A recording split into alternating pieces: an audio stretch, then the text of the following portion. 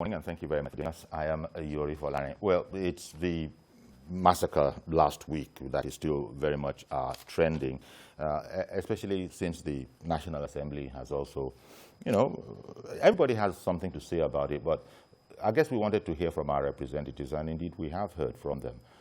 The House of Representatives has resolved to invite Mr. President to come in and address them, and on the other hand, the Senate is saying that we need to rethink our approach to security. There was something of a furor over why the president was invited. So really, this morning we're asking, so what exactly what good will it do if the president comes to the House of Reps, as indeed they have resolved to invite him? Well, my guest this morning, I will be having two people on the program this morning. One in person here, and I can talk about Lulu Ogumade. Mr. Ogumade is a public affairs analyst, he's an author, and thank you very much for coming on. Thank you for having me here, sir. Appreciate you. It's an honor. Indeed, our pleasure.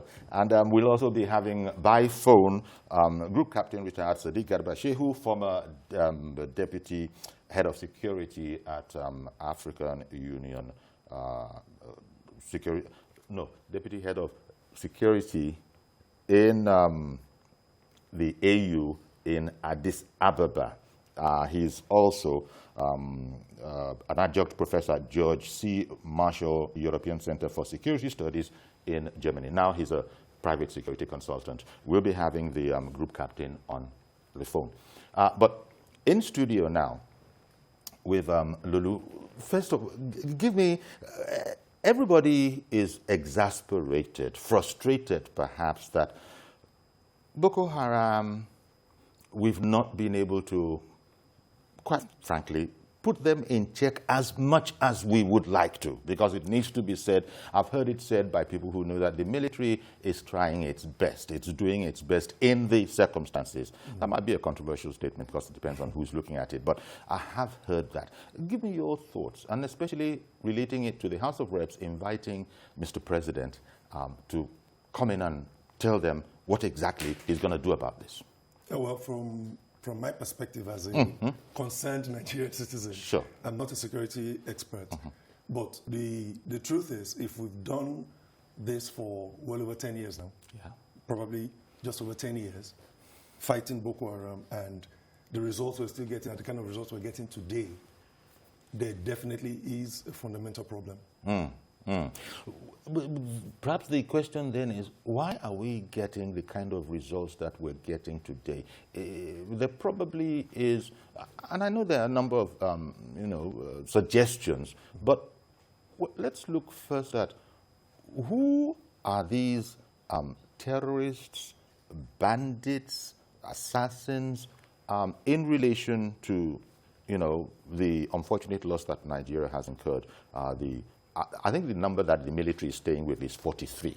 Never mind 110, and then later on 70, 60 something. 43 is the number that the military is staying with. And I think the spokesman for the army, I was listening to him on television this morning, and that was the number that he was staying with. And from him also, I get the idea that part of the challenge of this whole matter is that the terrorists, the bandits, call them what you will, the bad guys, are kith and kin of their very victims. True. And this makes it very, very hard, because oftentimes we'll say, where is intelligence? There should be intelligence gathering and all of that. How important do you think that point is? The fact that all these guys that are busy murdering other people, they're actually kith and kin of these whole people. Yeah, there is a barrage of suggestions with regards to the individuality of these people. Are they Nigerians? Are they Nigerians? All of that. But the fact is, they come into Nigeria, in quote, successfully each time to execute their plans, and they get away to some, to a large extent in terms of the numbers. Before we came on air, you were just saying that even one life lost is too much. It's too much. So whether it's 43 or 67, 78 or 110 or even more, the truth is that there is something fundamentally wrong with our approach to fighting this. Now, the Nigerian military, internationally, when we go out to do stuff, is seen to be irresponsible, is seen to be effective. Exactly. But we're fighting some, guerrilla warfare that we have not been able to strategically arrive at a workable solution to. So I think new thinking comes into it in terms of our approach to this. Now, there are different suggestions. Some are saying, okay, dialogue. Some are saying, no, attack it militarily till they are exhausted. Some are even suggesting mercenaries. Right now, we're hearing that the government should bring in mercenaries. Mercenaries are going to do the same thing the military is doing, maybe with some other strategy, but it's still the militarized approach that we have carried out for the past 10 years, and we're not getting the kind of results. Now, we get some days where we can sing the praises of our military, and then the next day, the Boko Haram people and other, ISWAP come in and then do something else. So there's this back and forth that is, like you said, it has completely become exasperating for the average Nigerian, because every day our people are dying. And going back to that point about, because you said they come in, maybe some of them do, but is there the thought also that it's not all of them that come in? Some of them are already here. Some of them are put. Some of them, as I said, are kith and kin. Yes, they know I each other. I was going to address that because I remember a couple of years ago, there was in the press too, statements from some of the captured Boko Haram members who said that the Nigerian elements amongst them, a lot of them are coerced into joining the group. Because once they get an individual to conscript, they put the family of that individual as the collateral damage if that individual refuses to become a member. So definitely we have Nigerian elements. After all, the guy that started it all was a Nigerian. So we know that we have Nigerians involved. They still talk about, in the political leadership, maybe people sponsoring this. We've had our troubles with insurgent groups like this, and as you started off by saying that we've been at this for over 10 years, and we don't seem to be making progress. In fact, it's even much more than 10 years when we've had problems with it. It goes back decades, and the army spokesman that was speaking this morning on television, another television station, NTA, in fact, was making the point that there are people in the Northeast, since all of this started, who actually were born in that environment, and into that line of work, and simply don't know anything other. Else. And with the eroding of our sense of values that I think all Nigerians are complaining about, north, south, east, west, there's an erosion of our values. Yes. They just want to make money anyhow they can. Yes. And so robbing, kidnapping, and doing all of this, it's become a problem, which quite frankly I had never thought about until I heard Major General John Enenchen speaking about this moral aspect to the thing. Yeah. So that they are dealing, it's a very difficult situation because these people, quite frankly, let it be said, are one and the same.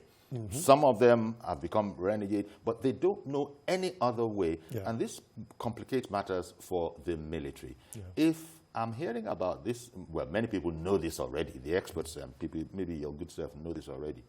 This makes our job even, harder, especially as the army is complaining about doing the best they can with the resources that they have. Exactly. Of course, that probably is army speak for we're not funded, we're not well enough funded. Yeah. The disciplined people, you're probably not allowed to say that out loud. But so they talk about doing the best they can with what they have. Yeah. In fact, one guy who did go as far, I think he's been demoted by a couple of ranks and other disciplinary procedures. Well, taking it from the value angle, we have a situation where, like you said, if you look at children, majorly boys, in that axis, who are now 14, 15, 16 years old, they are born into this. They don't know any other thing. So it's an ideological thing for them because they are born into a system where they are seeing their fathers and uncles fight against the state that they're supposed to belong to. And it is presented to them as some form of jihad. So, mind shifting. And so they don't have any sense that they're doing anything wrong. They believe they are defending their faith against a secularized entity called Nigeria that is, antithetical to what they believe. So a lot of work beyond the military approach has to be done in the area of shifting their minds, shifting their thought patterns, shifting their belief systems to realize that this is one indivisible entity we call Nigeria that has the interest of every single citizen at heart. But the problem now, when you start thinking in that line, gets to the issue of the disconnect between the average Nigerian and the leadership. The trust deficit, which is, resplendent in so many areas of Nigerian life. So even to get people to start believing this system, believing in it, that, like the question the Americans will say, don't ask what your country will do for you, but what you will do for your country. Nigerians are asking what Nigeria will do for them because Nigeria has constantly asked them to sacrifice for the nation. But they don't see Nigerians seemingly sacrificing for them. And so it becomes a hard sell persuading these ones who believe their well-being, their livelihoods depend on, and they are getting funded anyway. Look at what just happened in Dubai. Yeah, exactly. So basically their needs are met in a sense, but their needs are met to create chaos and carnage. Because the coordinator of Defense Military Information, yes. the Major General that I was just talking about, he was saying that the barracks, the military formation closest to place about 45 minutes away, but that this latest attack, hardly was a single gunshot fired. So they couldn't even hear. And by the time the alarm was raised, so the general was explaining, they had to circumvent, take a circuitous route, which added time to their arrival. And now all of these explanations was by way of, they are shifting procedures. When you're coming with arms, at least people will know. Now look at what we're getting. Also come to the whole matter of intelligence. Now, we heard that there was intelligence that this was going to happen. Well, again, paraphrasing and quoting the Major General, there's a difficulty in getting intelligence because we started off by saying that these two groups, the attackers and the victims, are very much the same, and so they know each other. Intelligence then becomes a highly dangerous affair, and sometimes there are reprisals. After all, these particular victims this time, 43, let's use the number 43, they were lured. Yes. They were lured to the place. Yes. And then slaughtered. So when people say intelligence, intelligence, intelligence, I don't know, where's that intelligence? Isn't it going to come from the community? So we have our work cut out for us, it would appear. Which was why I was saying that it's a bit of a complex situation to handle. Very complex. Like you said, the intelligence will come from the same communities, but we are dealing with guerrilla warfare. So they are constantly changing their tactics to give them the advantage at every point in time. Like what you said, this time around, no shots were fired. Exactly. Yet people were killed in scores. Yes, yes. So they are constantly changing. We need our military to get to that point where they can easily and quickly adapt to. Okay, let's at the level of the military approach. Yes. Because what I realize is no war at the end of the day is ended on the battlefield. It's ended on the table. You always have to come to the table. So there will still be that jaw at the end of it all. Dialogue at the end of the day. If, part of the package of responding to this challenge to our national, interest is part of it is a military thing. The military thing has to be rejigged to the point where it can get us to that point where the jaw can then be done. Because for as long as the combatants feel they have the upper hand on the battlefield, there's really no reason for them to want to talk to you. And speaking about the word package there, we also have a package, but not a security package. Talking about our Joke Adisa, she has a package that, it's gone out earlier, but it's going to be useful here. Joke Adisa's report. Last weekend's brutal murder of 67 rice farmers in Zabarmari, Mafa Council area of Borno State, is still being greeted with a public outrage. On the first legislative day of the week, these lawmakers transmit the anger they feel on the floor of the House. We must rethink this war on terror. We must ask ourselves what it is we are doing wrong. What have we failed to do? A motion of urgent national importance on the massacre is sponsored by all members from Borno and soon divides the lawmakers. Ahmed Santome, on behalf of his colleagues, moved the motion, seeking a state of emergency to be declared on the nation's security. If you look at the yield and how committed the young people are, majority of the victims are from Kebbi, Sokoto, Zampara, to come and work to earn their means of livelihood, either as laborers or as part of ration after proper yield being shared to them. Others told his path and in the process called for amendments to the prayers of the motion. One of such was an amendment to the Firearms Act to empower every eligible citizen bear arms for protection, but this was turned down. They urged the security chiefs to adopt new tactics and strategies at combating the rising acts of terrorism. So the House should mandate the House Committee on Defense and Finance to investigate the status of the procurement of $1 billion worth of equipment since 2018. A point of order by another Borno lawmaker, Ahmed Jaha, threw the House into a rowdy session. He insisted the motion endorsed by all Borno legislators was not the one presented. Sir,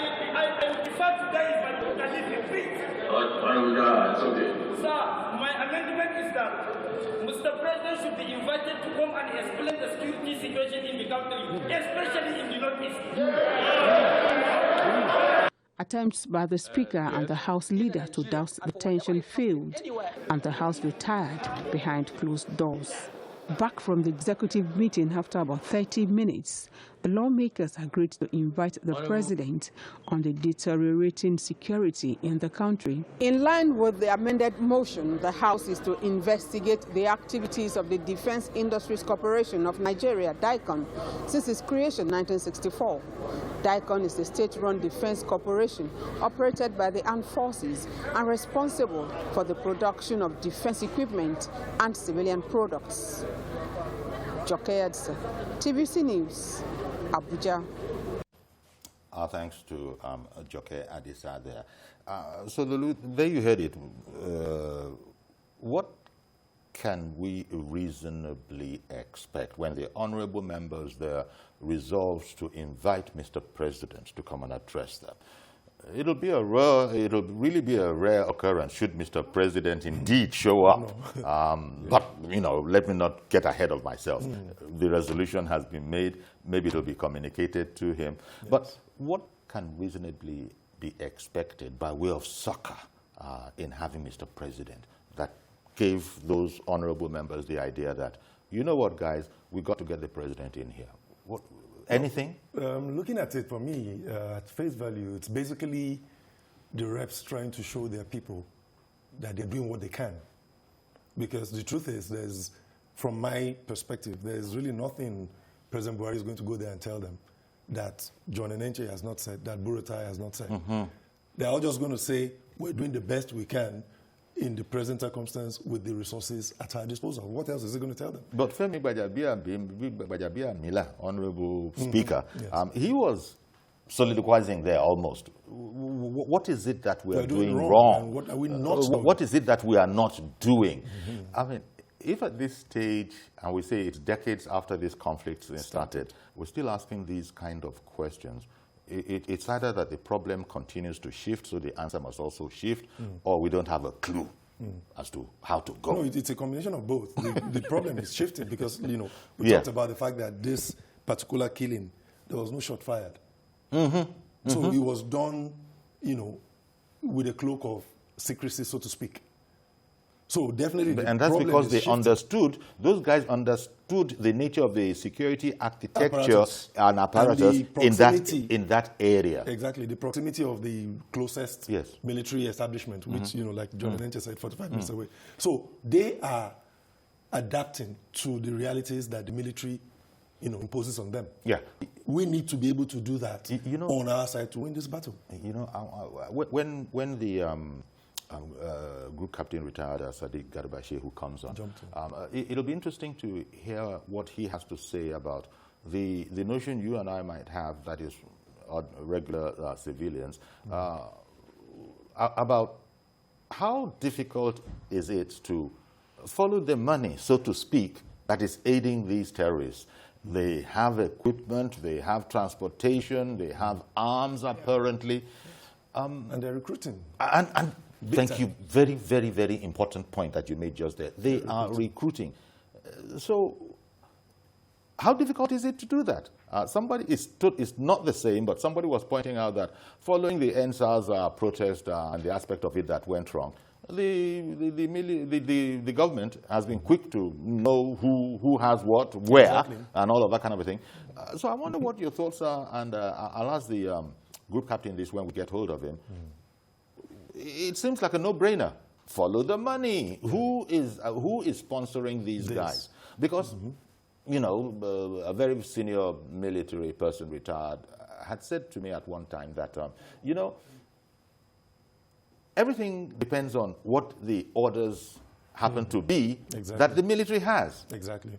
I said it yesterday that I don't believe the Nigerian army has any problem wiping out, you know, some spot of bother, but maybe that's not the objective. For the reasons we mentioned earlier, that these people are kith and kin, and that they listen to them rather than the lecture that you were explaining, that come and explain that Nigeria is one, you know, the indivisible. They don't want to hear that. They want to hear somebody that is their kith, their kin, that they trust, and their experiences are similar. You know. So what do you think about the idea of following the money or whatever it is forensic the investigators do to find out what's happening? You know, the thing is, you know, each time I hear, you know, from government quarters. One moment, sir. Yes. Let me just take Yakub. Yakub, good morning, sir. Yeah, good morning, Shivjari, and then good morning to your best. Okay. Morning. Mr. Ogumade. I also brought to someone, Mr. President. Your Mr. Omololu has said it all. Because even Mr. President goes to the House of Assembly, I'm very sure there's nothing much he's going to tell them, rather than we are doing our best with a little resources that's in our disposal. So, but beyond that, even Mr. President attend that, I don't think it's going to be an open section. It should be a closed door. Meanwhile, the House of Representatives have the right to invite Mr. President, even though I don't think it's going to have any impact, so to say. But the issue is this. Our intelligence, I'm sorry to say this, our intelligence is failing us. Because these people that went to that very particular place and slaughtered a lot of people, 40-something thereabouts, it is not that they just spend 10 minutes or 20 minutes, even they don't spend just 1 hour. They spend a lot of time carrying out that evil perpetrator. So, what is happening to our intelligence? Nobody should be able to tell us that this kind of a thing is going on here for almost how many hours? And then they did that successfully, and then they went. But the truth is this, yes, they are sympathizers of this very particular government. And then we are sympathizers to them because we believe that they would do something differently. But now, I want to use this opportunity to tell Mr. President, he should be able to do needful quickly as much as possible, because the priority of any government is to save lives and the property of these citizens, of Nigerian citizens. But if we really need external force, so to say, is that if you need help, we should call on all the developed countries, like France, like our neighbors' countries, especially Niger. How about mercenaries? Yakub, how about mercenaries? The mercenaries, so to say, I have my reservation with that. You know why? Why? Because if you call a mercenary to come and fight on your side, I'm not a military, I don't have any, but as a layman citizen, if they help us to defeat these people, how do you want to tell them to go? And then if they know the known and kind of your country, and then they go back, and then they can be able to fight you another day. So I don't believe it's mercenary. Okay, Yakub, thank you very much. Appreciate you. Really appreciate you. He touched on intelligence there, and I think that was what we're going to go into. How come our people have a difficulty following the money or the paper trail? Yeah, it's you know. So if you can take out the supporters of these guys. Exactly. It's like a conundrum of some sort. Because like you said, we had the recent NSAS thing, and you are tracking the money. Straight. And you're going after these people. Exactly. But we've had this for, like you said, decades. Decades now. And these guys are getting funded. And it's still in the same Nigerian system. As in the money is coming here to them. So and we seemingly can't trace that. So, you know, that goes back to the issue of that distrust, which we would not want to embellish here.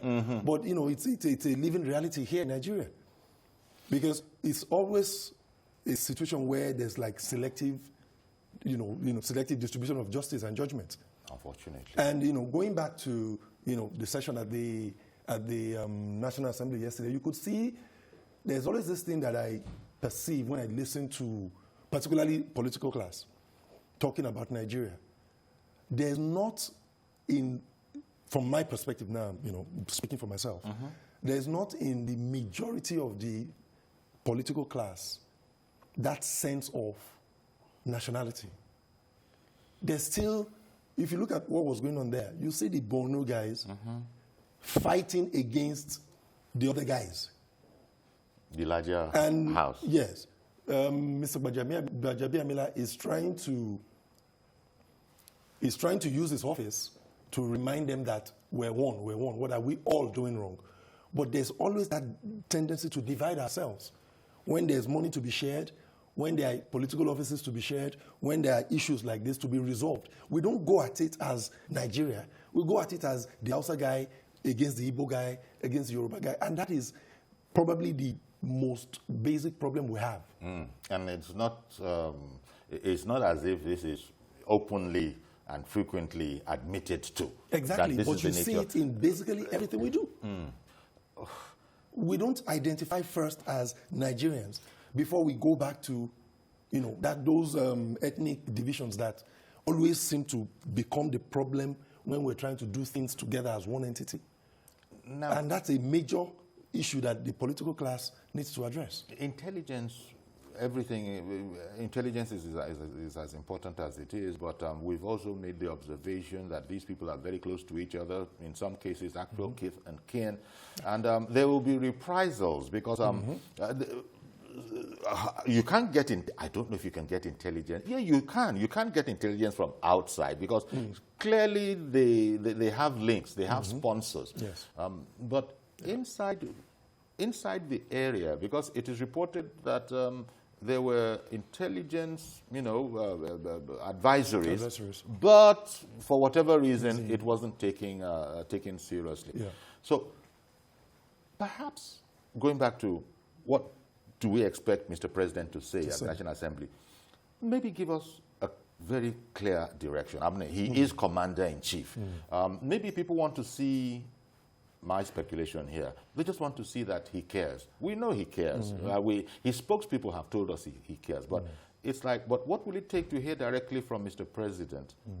There are a number of occasions when people have complained that you don't hear directly from the President. He has a multitude of spokespeople, and these people are always speaking for him. But where we've lost 43, even if it was 5, even if it was 2, 1 Gongalara, even if it was 1, and this is not just an accidental thing, I guess you want to hear from the President. But perhaps it remains to be seen if Mr. President will... well, I guess it will just add more color to the discourse. Maybe psychological. Yes. People just want some sort of succor because 43... Probably a moral booster for the... Maybe a moral booster. But I personally am concerned, and I think a lot of people will also be concerned about why we don't have the intelligence that we need to be able to do a better job. We've heard about a lack of resource. They also say that the military is doing all that it can. What do we now? Gbajabiamila said it well. Yeah. What are we doing now? What are we doing wrong, and what are we not doing? I guess and perhaps we probably will never get to hear that. What marching orders exactly do they have, the military? Yes. What actually do they have? These are more questions than answers. Reminds me of a Johnny Nash song. There are more questions than answers. And so this is where I know that, you know, in the area of intelligence, there's, from being close to some security people, intelligence, you know, is also always weighed and classified on the basis of how strong is this, how doable is this. So I'm sure that, you know, they will get a lot of inflows of information, and then they now need to decide which of these, you know, sources of information they can rely on to actualize. So maybe that was what happened in this particular scenario. But, you know, really, you know, like you said, it's, because we can't know because we're not on the inside. We can't know, and when this kind of a thing happens, where the horrible incident of last Saturday, we want to be in a place where we say we can prevent a recurrence of this. But there's no such assurance the way things are at the moment. Because here we are asking ourselves, what should we do next? That means that, God forbid, if they were to mount another assault, we might be telling a different story. But we'll take a break. Please call in and add your 2 bits. You know, you don't need to be a military expert and strategist. There are those who will do that. But as a Nigerian, because at the end of the day, all of this is on our behalf, please call in. Let's hear from the ladies too. There are ladies out there, they're listening. Please pick up the phone and let us know, as well as the men folks. Stay with us. We'll be right back. Okay, welcome back. And, you know, still in studio with Lulu Gumade, public affairs analyst. And, well, I did say at the top of the program that we would also be hearing from Group Captain Garba Shehu.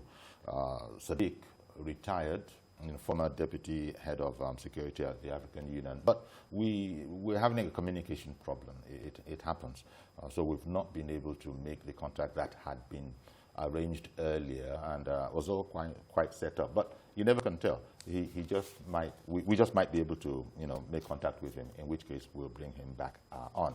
Now, going back to the subject, well, the particular handle we're grabbing hold of today is the National Assembly, in particular the House of Reps, inviting Mr. President, and it's not just them alone. Northern Elders, for instance, one paper is saying this morning, Afeni Ferry, they back the summons of Mr. President over insecurity. Of course, we've been saying in here that wonder what that's going to do, because we already know through the spokespeople, many of them, of Mr. President, how the federal government feels. But I don't know if it's important to also hear from your president directly on an occasion like this.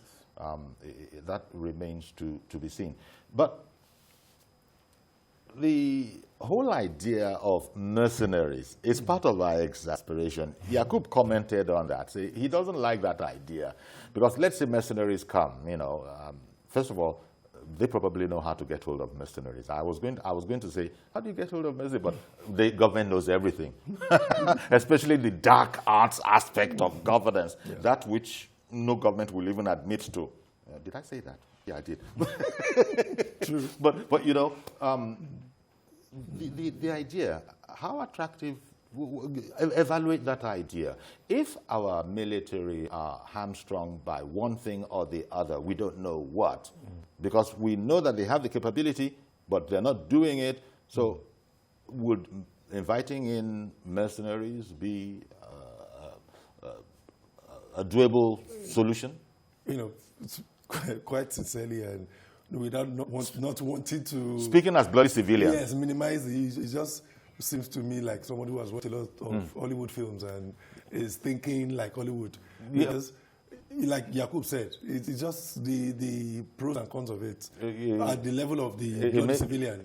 At the level of the bloody civilian, makes it seem like a dicey choice. Exactly, it's not. But then, you know, if we need... Demola, I'll be right with you. In fact, good morning, Demola in Surulere. Bolahon, please. Oh, I beg your pardon. Bolahon in Surulere. Yeah. Did I get that right now? Yeah, you got it right. Okay, please go ahead, sir. Yeah, okay. There is a question that has been bothering me, and maybe you can shed a little more light on it to try answering. Assuming these Boko Haram guys have access to fighter jets, what do you think will happen?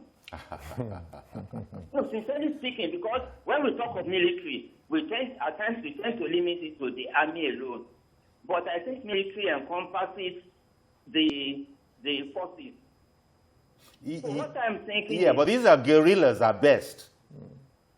You see? These are guerrillas, guerrilla fighters at best. But there are times they pick on their hideouts. There are times they pick on where they are and they bombard. I mean, the problem, the military should know what they are doing exactly.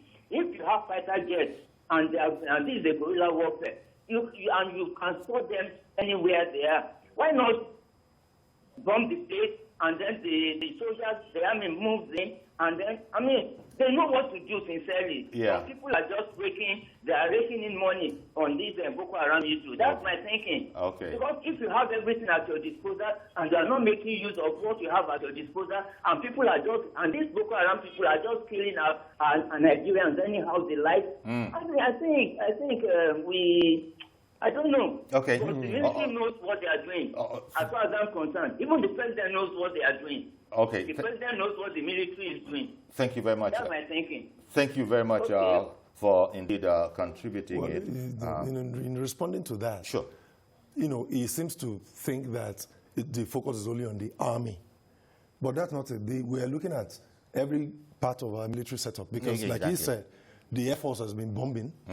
The Air Force has been going in there and bombing, and then the military goes in on, on the ground. So it's a combination, and if I get it right, General Enenche is not just a spokesman for the army. He's speaking on behalf of the operation. Yes, military operation. Military media operation. Exactly. So it's not just the army, it's just that, like you said, where we have all of these components, but we're still not getting the kind of desirable result that everyone wants to see. Golan said something earlier, and he said the army knows what they're doing. In other words, he's crediting them that the most uncharitable person would not say we don't have a professional army. We do have a professional army. Yes. They know what they're doing. Is the frustration that most Nigerians have, that these people are capable. These people go outside, they go out of our shores, and they get accolades. Yes. So you can't say they're bumbling, ne'er-do-wells. No. So if, as Balan thinks, the army knows what it's doing, and we still are in this kind of a situation, I would just venture that most Nigerians probably feel the same, with him, because they know we spend a pretty penny when we have it on our military. Yes. Is it training? Is it all of that? But the other thing is that I understand that MDAs,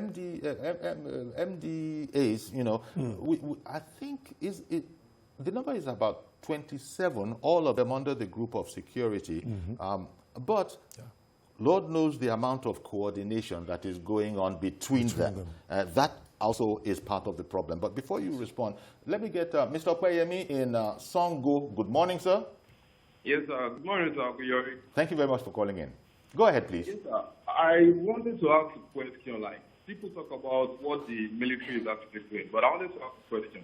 How many security agencies do we have in Nigeria? Because I believe something. If you are fighting terrorism and you are fighting insurgency, what should be the purpose? All your security agencies should be on alert. Yes. Like, okay, for my own knowledge, if the USA are like, whenever the USA talk about terrorism, they involve the CIA, they involve the FBI, they involve the US Marshal. What is our own other security agencies doing to assist the military? Trace the money, trace their movement, trace wherever this where this information is leaking out from. The DSS, the NCDC, if they are getting their funds from oil bunkering, if it's what, I don't even understand, because of these people, they tell us they are technically defeated. You say they are technically defeated, but at the end of the day, they are still having negative impact on the development of this country. Sure. Thank you very much. What are the other security agencies doing to assist the military? Very good. Thank you very much, Mr. Kweyemi, for phoning that in, because it really follows on the heels of what I was saying, that they have up to 27 of these, other agencies, all of them working under security and for the security of the nation. But the degree of coordination between them is another question. And again, as I said, I'm so happy that I was able to listen to General Enenchen this morning on NTA. And these were some of the things that came up by the security expert, a civilian who was among them, questioning how many of these agencies actually are not, well, they didn't go there in terms of are not working at cross purposes, but it remains to be seen the degree that the degree of coordination between them is high enough to be of any benefit. These seem to be part of the reasons why. I'm sorry I keep doing this to you. As you are just about to respond, Mr. George called in from Ikeja again. Okay. Good morning, Mr. George. It's their show. Good morning, Uncle Yori. Yes. Uncle Yori, you are talking about the reps summoned to the president and that there isn't much that's likely to be... Well, we wonder what benefit can come from that. The man is the commander-in-chief and the president of the country. Sure. And the rest is because that, Uncle Yori, this is one of the disadvantages of one party dominating the executive and the legislature at the same time. If we had a vibrant National Assembly, what has been happening is enough to call the president and put him on his toes. We are not prepared to accept the excuse that the president, there's nothing the president can do about insecurity in our country. If it was in other climes, the way security has grown in Nigeria, the president would be addressing the populace every day about progress made. It's not enough for his spokesman to write a statement and give to journalists for us to read. We want to know what is going on. We want to know why service skills cannot be changed, why strategy cannot be seen to have been dynamic. What is happening to the fund that was approved for the purchase of arms? These are questions that he needs to answer. And the National Assembly, as our representatives, are the one who should be doing this for us. Okay. So the question of we are not likely to see anything new from him, I don't agree with that. I also do not agree with the suggestion that the war, it is the Northerners where the war is taking place that should solve the problem. This is a national problem. Boko Haram is not fighting to take over only the North. They are fighting to take over Nigeria and change our constitution and make it a religious state according to their own beliefs, not only in the North. Are we saying that if it happens in the Southwest or it happens in the Southeast, would you say those people should solve the problem? This is a national problem, and the president we elected is the one that should lead us to the solution. All right, then. That's my view. Thank you very much for contributing it, Mr. George. Indeed, if Mr. President should, first of all, I don't know what the law says, whether he has a choice in the matter or not, now that he's been summoned. Is it invited or summoned? Well, to be polite, invited. Sounded more like a summon. But now that we're doing legislative matters, okay, let us say, they summoned Buhari on this whole matter. Many Nigerians will be glued to their sets wanting to hear what indeed the president is going to have to say, because he's going to have to say something different from what his spokespeople have been saying. And they've been holding the fort. I think so. They've been holding the fort. But Mr. President will probably have to also bring something new to the party. He's going to have to give us additional hope. Because I think I was reading something that came out of the Vice President's communication office as well, all about how very unhappy Mr. President and everybody is about this whole matter. Yeah, but we sort of take that for granted. Yeah. In terms of policy thrust, a new security initiative, what are the constraints? You speak to us, sir, as the Commander-in-Chief. What can we have hope about? Because we've heard it all. We've heard it all so far, and that's why it might well be that Mr. President needs to come on and say something else. Did I hear Mr. Lagoke? Did I get that right, Mr. Lagoke? Yes, you got it right. Okay, good morning, sir. Go right ahead, please. Good morning. Continue, please. Good morning. Morning. Good morning. Morning. Good morning. Good morning, sir. Please continue. Go ahead. Yeah, Mr. Lagoke. I just want to make a very short contribution. And I have many things to say, but I will be so brief. What regards the state of insecurity in the country? Now, what is happening, what Nigerians don't really understand is that, to me, in my opinion, military business is going on. Military business, I repeat, is going on, which Nigerians don't really understand. Now, the National Assembly says about $1 billion from 1918 to today, $1 billion. I would say gone down the drain. We cannot fight this war. We are now thinking of mercenaries. Where? Now what is happening in the country? When I say the country, north, east, south, west, everywhere, the state of insecurity is embracing. The military boys, not all of them are happy. The National Assembly is here, nothing's happening. There's mass discontent, even with the military, the forces, armed forces. I foresee something. If they do not stand to address this issue, I foresee military mutiny within the military. And this democracy we should guide jealously. Where they are not addressing what is really concerning Nigerians, what Nigerians are afraid of. The feeling of insecurity, don't be shocked if we have not coup, I'm not saying coup, mutiny. A kind of discontent even within the military itself. Mutiny is a more critical situation than coup. Okay, Mr. Lagoke. Mr. Lagoke, Yeah. I would like to believe that those days are, are gone. Call me an incurable optimist, but I would like to believe that those days are gone. And in any case, for the avoidance of doubt, the headship of the army recently has been swearing, has been reiterating its loyalty to Mr. President.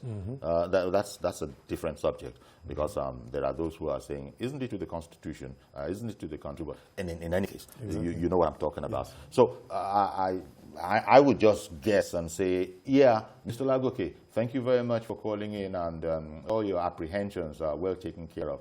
But I would want to say that a mutiny in the army, yeah, well, it's part of the exasperation across the land, because when you're at that point, you start thinking of what else can we do?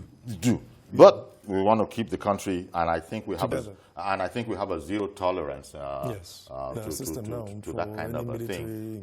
Where it even happened recently, everybody in Africa is up in arms. No. This is old hat. Nobody's going this way anymore. And so these guys are being forced to conform in the interest of democracy.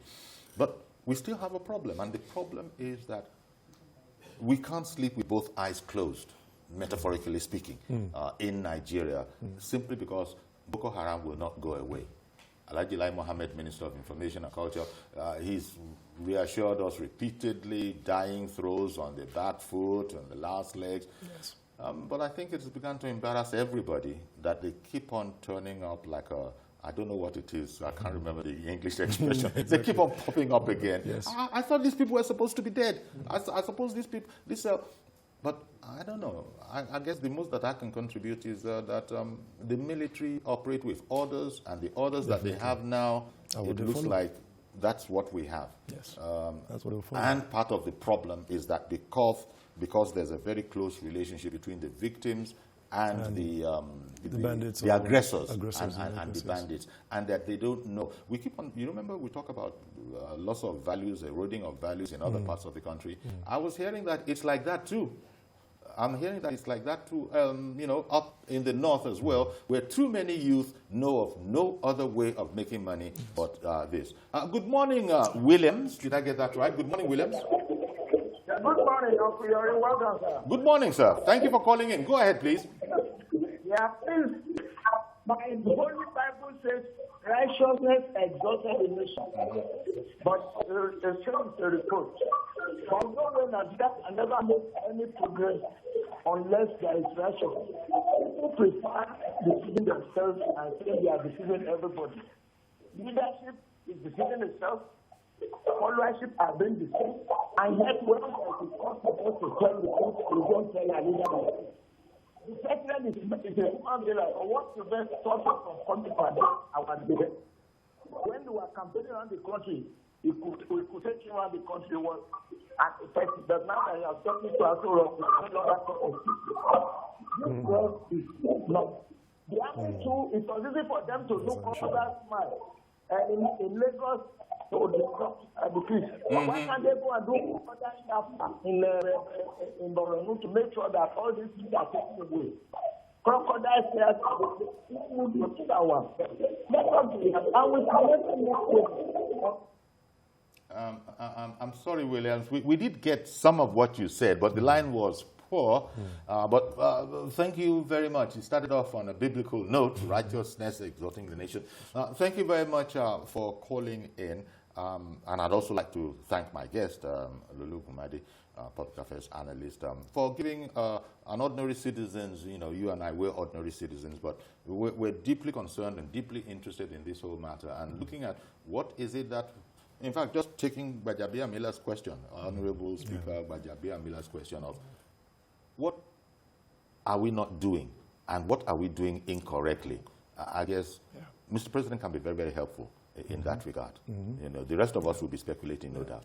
So he has all the expertise. True. Those two questions from Mr. Bajabia Miller can be etched in marble, as a cenotaph to this issue. This particular issue. There's definitely something we're not doing and there's something we're doing wrong. And until we resolve those two questions, but like you, I'm an optimist. I completely am sewn to the Nigerian project. Indeed. And I believe we'll overcome this too. Thank you very much for coming on the program this morning. And thank you also for being with us. Please join us tomorrow for a fresh edition. And also, the other order of the day is COVID-19. Do everything to keep all those parameters, all those things that they've told us, and do your best to stay safe. See you tomorrow, God willing. I'm Yori Folani. Bye-bye for now.